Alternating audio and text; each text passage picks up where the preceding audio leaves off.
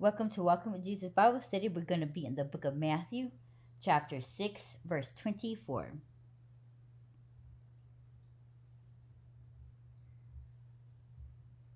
I'm not a very good cameraman, but never claimed to be. So sorry about it being always shaky when I'm talking.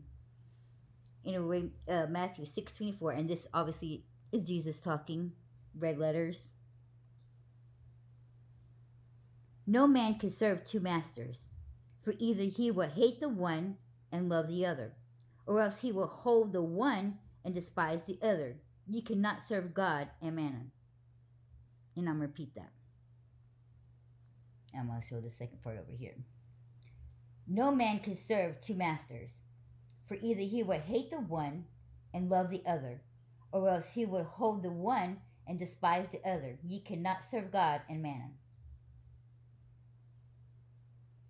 Everybody, I don't care who you are, all desires to have financial security. Who doesn't? Because we are the earth, man, just life itself in general, it requires us to have income, to have a home, to have transportations, to clothe ourselves, to have goods. But allowing the desire for material possessions to control us is demonic, is of the flesh.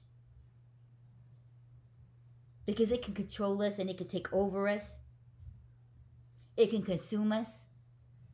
It can enslave us. How do you think it? People's like, how can it enslave you?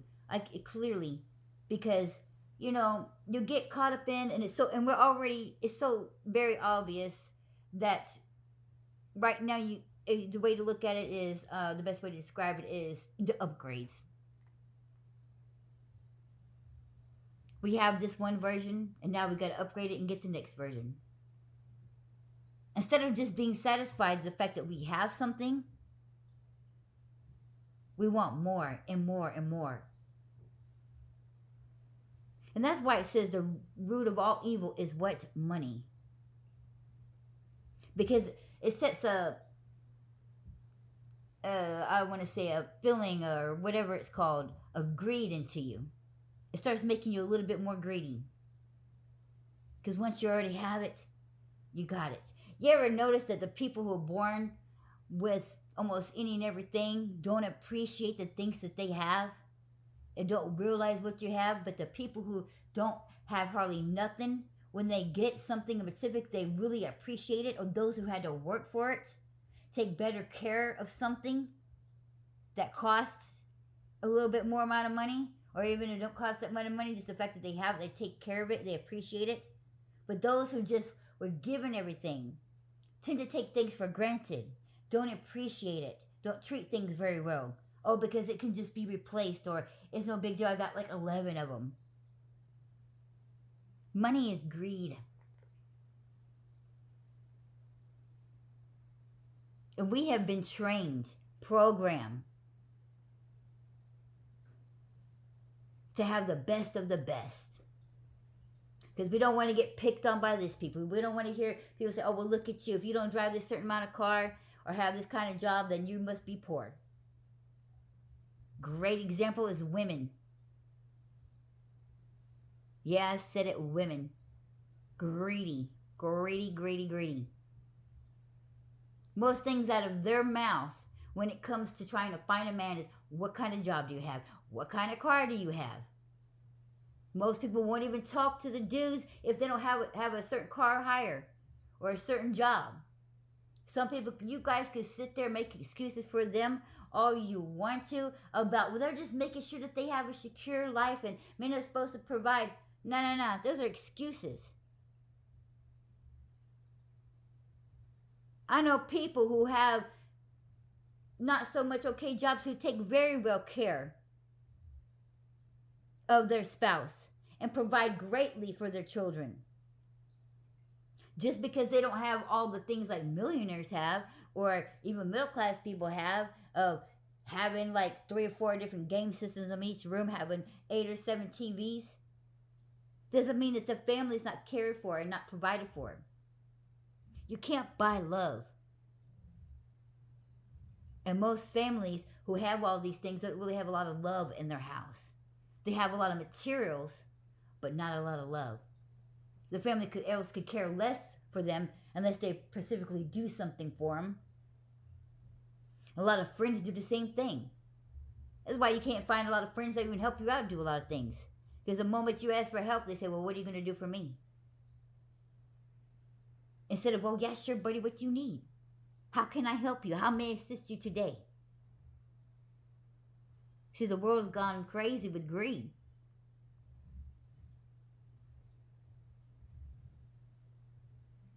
And then because of this, we don't want to let people down, or we just care too much about what other people think instead of what we think and what God thinks. That we will work ourselves to almost death trying to get that job. And it's hard out there getting jobs. If you don't have a certain education or a certain degree and this and that to get this kind of a job that's going to provide this amount of money. So then you got people that's working 2 jobs, 3 jobs. Slaving away to have all these things. There's some people that just need that amount of jobs just so they can literally survive. Because they got kids. Things cost a lot of money. We have become slaves to this world. To worldly things. We was never meant to do all this. This is all the society. This is all the government. This is all demonic. You can call me crazy if you want to, but if it ain't of God, it is definitely demonic. We are in a battle. We are in a war between good and evil. And I'm going to tell you right now. A lot of people say, oh, that's not demonic. That's not demonic. Let me explain something to you. If it's not of God, it is demonic. That means just about everything that you do, everything that's in this world is demonic. Most of the music, the games you play, if it mentions magic, oh, it's demonic. Half the movies you watch is demonic. Any kind of horror films, that's all demonic. You're just allowing the evilness to enter into your eyes, into your hearts. Listen to anything negative. It's all demonic. It's filling you with darkness. If it is not of light, then what is it? Dark. If it's not positive, what is negative? And who is the prince of negativeness and darkness? The devil.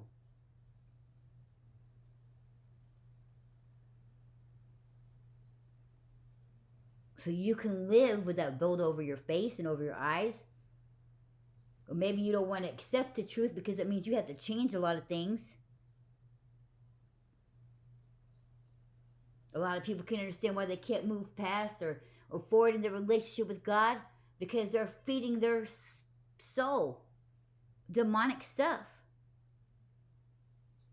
What you watch on TV, you're letting those you think that the devil isn't using those TV shows, demonic, as a reason to enter into your soul.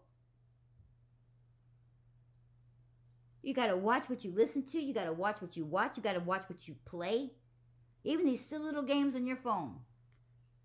You got to pay attention to what they are. Look at it. If you start paying attention closely, you will start seeing how a lot of things are very much demonic. It's discernment. If it's not of God, it is definitely demonic. And if you keep on choosing that over the things that of the world, then you're choosing which God you're going to serve. It's a war, my friend. We are at war.